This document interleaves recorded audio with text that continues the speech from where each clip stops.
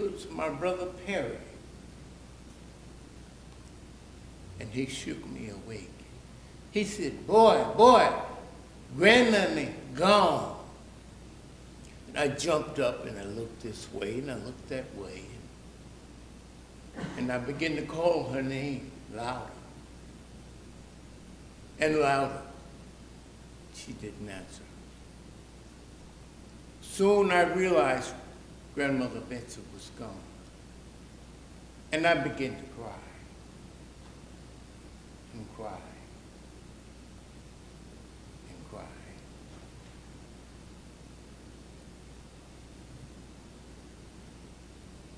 I never saw my grandmother Betsy again. Slavery was wrong. It was wrong. I endured slavery for perhaps 20 years and escaped. When I escaped, I discovered there were other people that didn't like slavery. Harriet Tubman, Sojourner Truth,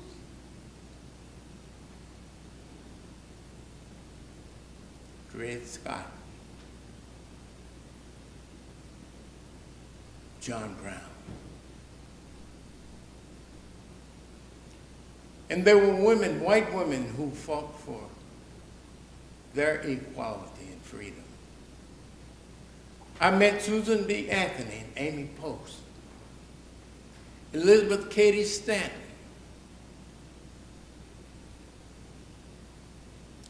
they all were fighting for their freedom. And then, being born a dirt poor farm boy in Kentucky,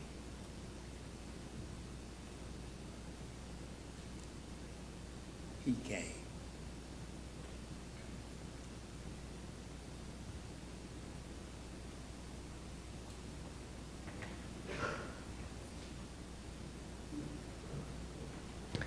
As the war began, 1860, 1861, as Abraham Lincoln had written to his former colleague, Alexander Stephens, they were both in the same political party in the 1840s and 1850s, the Whig Party.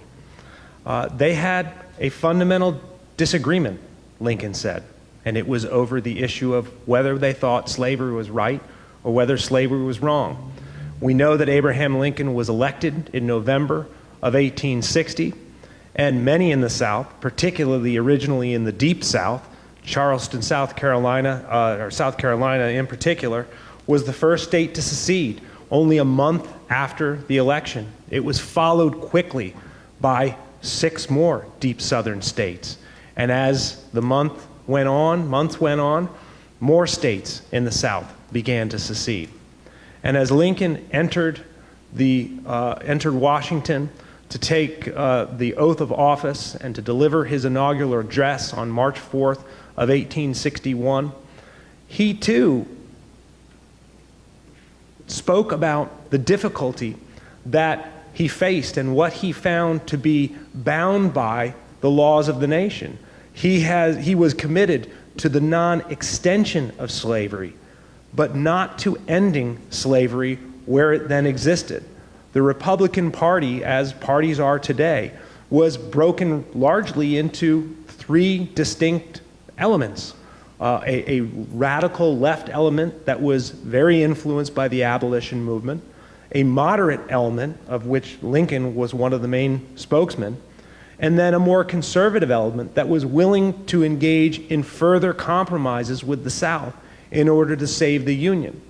Lincoln's position in entering office was that he would uphold the Republican Party's platform of non-extension of slavery into the West.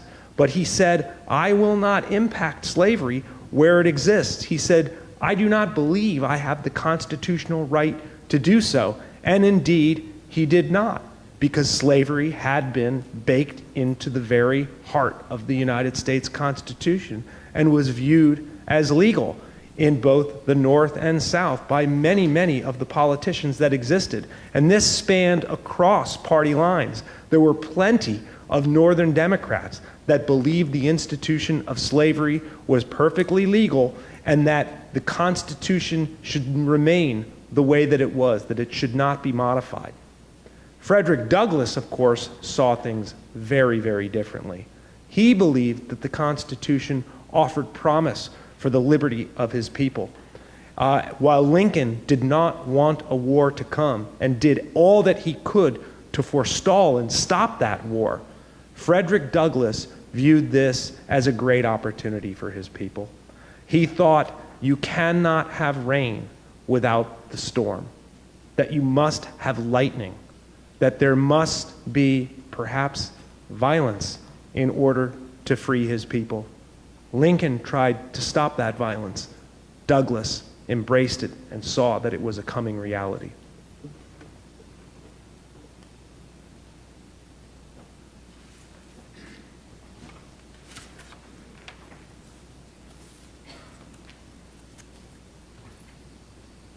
In March 1861, parts of my inauguration speech are as follows. Apprehension seems to exist among the people of the southern states that by the ascension of a Republican administration, their property and their peace and personal security are to be endangered. One section of our country believes slavery is right and ought to be extended, while the other believes it is wrong and ought not to be extended. This is the only substantial dispute. I have no purpose, directly or indirectly, to interfere with the institution of slavery in the states where it exists. I believe I have no lawful right to do so, and I have no inclination to do so. Yet the next month, rebels fired on Fort Sumter in Charleston Harbor, South Carolina. The fort surrendered, and a terrible war of rebellion commenced between those who wanted to dissolve the Union and those who wanted to preserve it.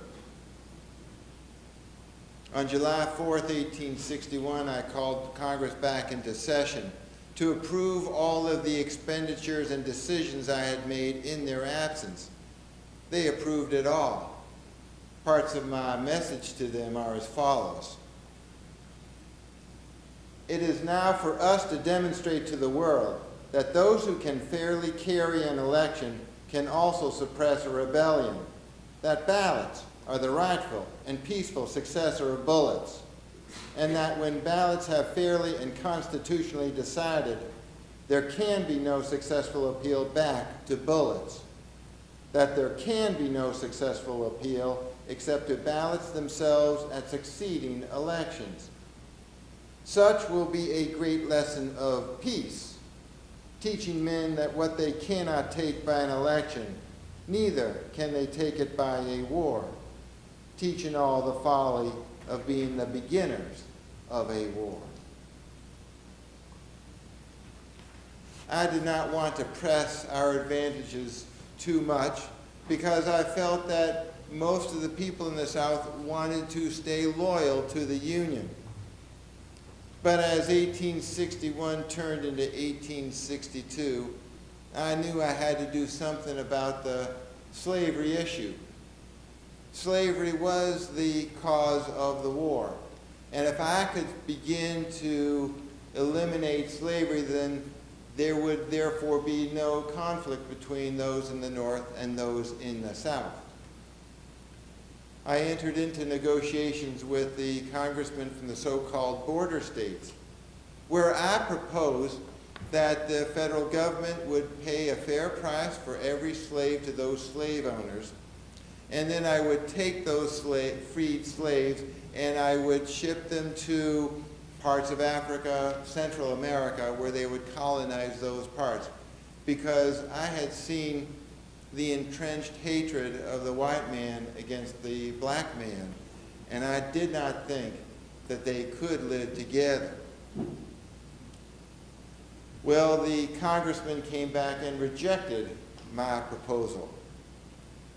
So I went back to the United States Constitution, where I read that if there is a rebellion, then I, as commander-in-chief, could do things out of military necessity. I determined we were in a rebellion, and so I had an idea that I shared with my cabinet in July that would bring about, I thought, a speedy end to the war, where I would determine at such and such a time I would threaten those slave owners in those areas of rebellion with a thing that they would hate most. I will free your slaves immediately without compensation. They were generally in approval of that, although Secretary of State Seward said that I should wait until there was a military victory. Otherwise, I would appear to be desperate, and the administration would seem to be given its last shriek upon retreat. So, like a favorite picture, I put it in the drawer and waited for a military victory. While I waited, Horace Greeley, who was the editor of the New York Tribune, wrote an editorial to me and wanted to know what was the policy I seemed to be pursuing in this war, and how was I about to bring about the Union to be the Union as it was. In my written reply, I also hinted at what I was about to do. As to the policy I seem to be pursuing, as you say, I have not meant to leave anyone in doubt. I would save the Union. I would save it the shortest way under the Constitution. The sooner the national authority can be restored, the nearer the Union will be the Union as it was. My paramount object in this struggle is to save the Union, and is not either to save or to destroy slavery. If I could save the Union without freeing any slave, I would do it. And if I could save it by freeing all the slaves, I would do it.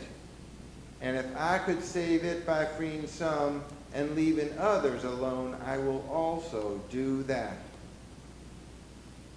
I have here stated my purpose according to my view of official duty, and I intend no modification of my oft expressed personal wish that all men everywhere could be free. Yours, A. Lincoln. In September, General Lee and the Army of Northern Virginia crossed the river and entered into Maryland, where they met the Army of the Potomac and General McClellan. It was a furious one-day battle. But the next day, General Lee left the field and started to go back to the river. I told others that when Lee crossed the river, I made a vow to myself and to my Maker that if McClellan was able to drive him back to Virginia, it would be a sign from God in favor of the slave. And so as Lee went back to Virginia, I will send the proclamation after him.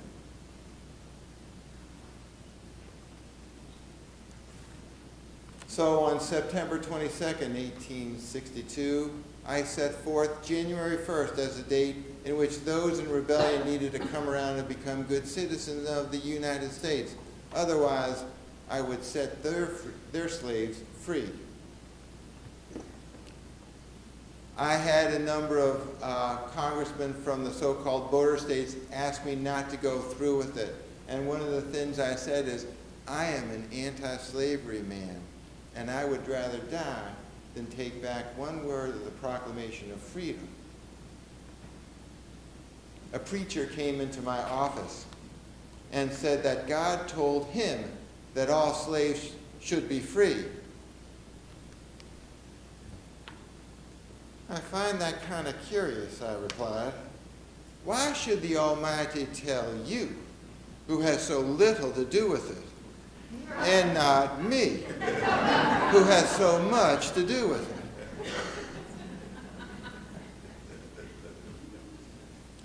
In explaining that we were in the rat in my annual message to Congress in December 1862, I said the following: fellow citizens, we cannot escape history. We of this Congress and this administration will be remembered in spite of ourselves. The fiery trial through which we pass will let us down in honor or dishonor to the latest generation. It is the eternal struggle between two principles, right and wrong. No matter in what shape it comes, whether from the mouth of a king who seeks to bestride the people of his own nation and live by the fruit of their labor, or from one race of men as an apology for enslaving another race, it is the same tyrannical principle. In giving freedom to the slave, we assure freedom to the free, honorable alike in what we give and what we preserve. We shall nobly save or meanly lose the last best hope of earth.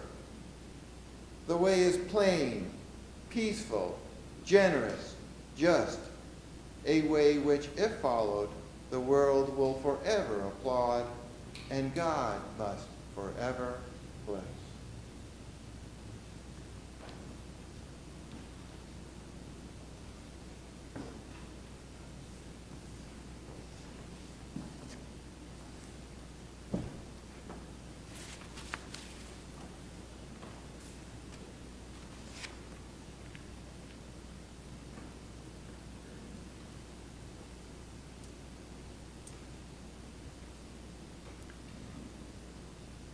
I had always said that slavery would not end peacefully. It would only end in a sea of blood.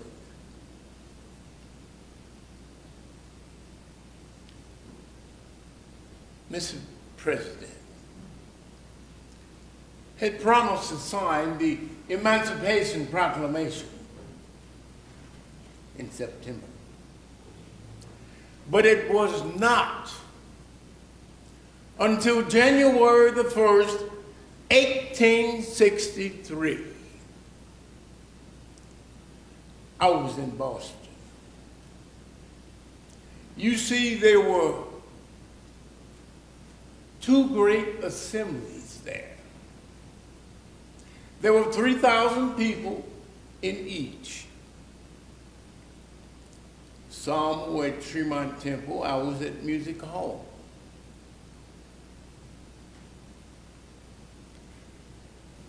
It was a great gathering. The Philharmonic was playing, and many of my great friends were speaking. But time was passing.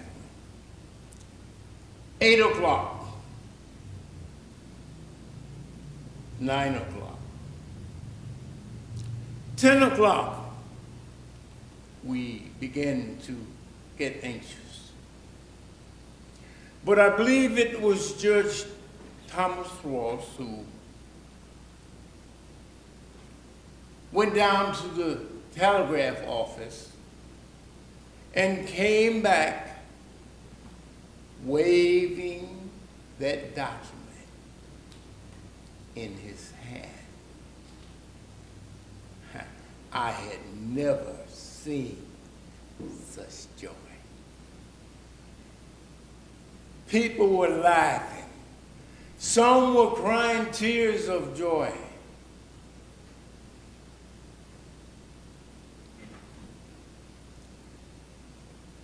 But I was not satisfied. As he read the document, people in said states and parts of shall be free.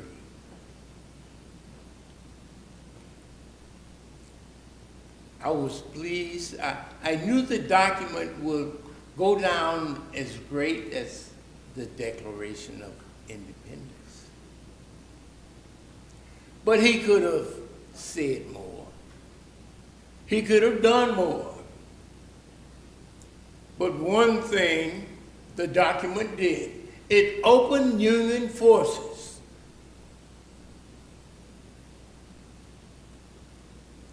to the black man. Now my brave black men could fight for their own freedom.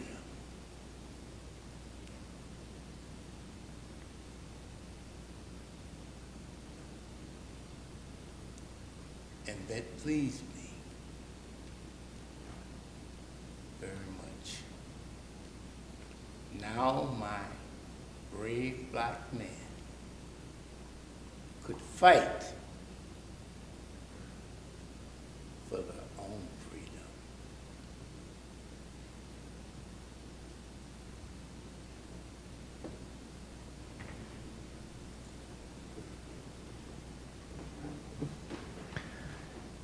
(1863) was perhaps the most momentous year of the war.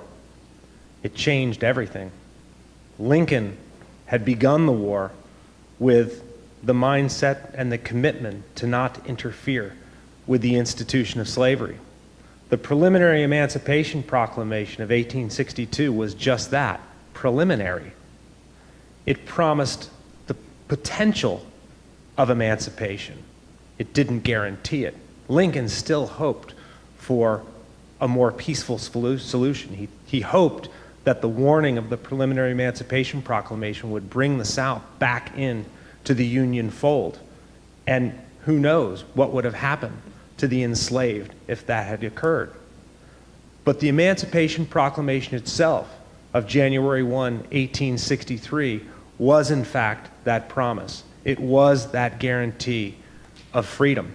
And it was that guarantee of African Americans serving in the Union armies. Some 180,000 joined the Union Army and the Union Navy to fight on behalf of both the Union and on behalf of their own freedom. This changed the very, very nature of the war. It went from a war simply for the Union to secure the Union, and became a war of liberation. That was no small matter. That was changing the very nature of the United States and the understanding of its origins, of the existence of this institution of slavery. The idea that many in the North and in the South had hoped for, that the Union as it was would be no more. And it was also an indication, not only to those in the North of this, but to those in Europe as well, to not interfere with this institution. And some European nations had considered recognizing the independence of the South. Had Lincoln not issued that preliminary Emancipation Proclamation, England, France, Belgium may have interceded on behalf of the South. Why? Because of King Cotton, because of the value of that cash crop and the textile industry that it fueled throughout the world. So Lincoln's decision to impose emancipation, and let's remember that this is a war declaration, right? This is a presidential proclamation, and it is a war effort that Lincoln imposes on the nation. It changes, as I said, the nature of this war and allows black men to serve in the Union Army. But Lincoln has to deal with the aftermath of this. He has to continue to support this policy, while Frederick Douglass has to advocate on behalf of the black soldier. And in 1863, there's an opportunity for the two men to finally meet.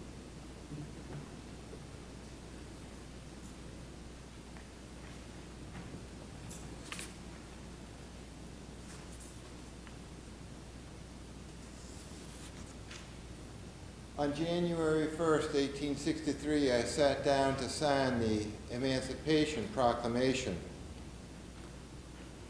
I said, imagine I, a boy who grew up in the wood, and having seen but little of this world, should be drifted into the very apex of this great event. If my name ever goes down in history, it will be for this act, and my whole soul is in it. Later, I would say that this was the central act of my administration, the great event of the 19th century. By the President of the United States of America, a proclamation.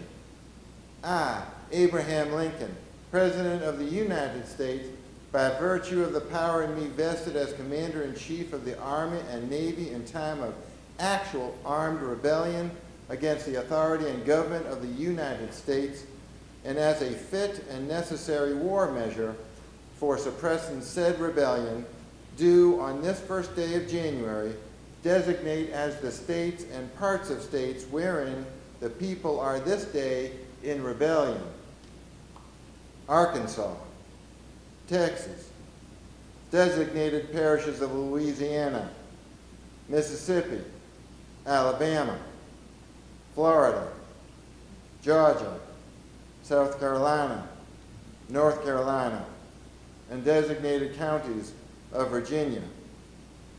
And by virtue of the power and for the purpose aforesaid, I do order and declare that all persons held as slaves within said designated states and parts of states are and henceforward shall be free. And I further declare and make known that such persons of suitable condition will be received into the armed service of the United States to garrison forts, positions, stations, and other places, and to man vessels of all sorts in said service. In witness whereof I have hereunto set my hand, and caused the seal of the United States to be affixed. Done at the city of Washington, this first day of January, in the year of our Lord, 1863, and of the independence of the United States, the 87th. Abraham Lincoln. My cabinet did not know that I was going to include the provision that those freed slaves and other Negroes can be enlisted into the armed forces, but they were generally in approval of it. There were many people who felt that I had gone too far, and others who had felt that I had not gone far enough. And they were concerned that I would buckle under the pressure and take it all back. I walked slowly, but I never walked backward.